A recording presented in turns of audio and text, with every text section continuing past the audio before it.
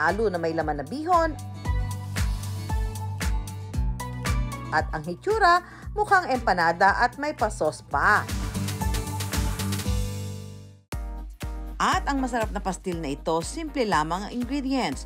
Para sa dough, all-purpose flour, baking powder, sugar, egg, salt, oil at tubig. Para naman sa palaman ay bihon noodles, oyster o toyo, garlic, onion at black pepper. Ilalagay sa molde, saka ilalatag ang bihon. Sisinsinin para maisarado ang dough at magkahugis. Sa unang prito, half cook lang dapat para hindi mawala ang forma. Half cook pa lang man, i-turn na natin.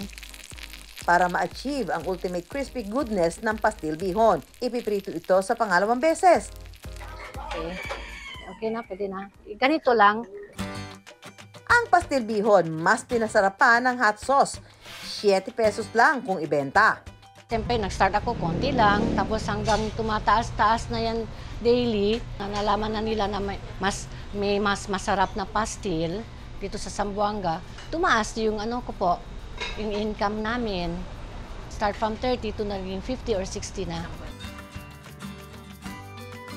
Oh, sarap ha? I've been eating pastil by Alo since 2020 when they started at home pa, hindi pa siya store. Nagustuhan ko yung taste niya na kahit wala pa yung sauce, mapapawaw ka na agad the moment you bite it.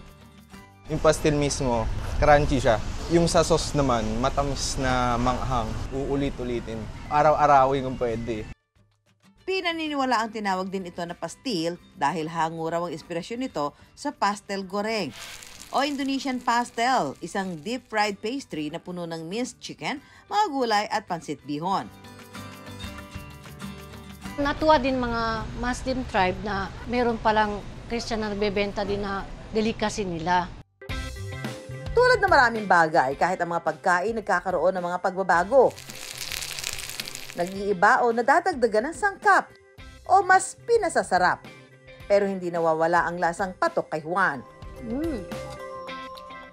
Okay. Sarap.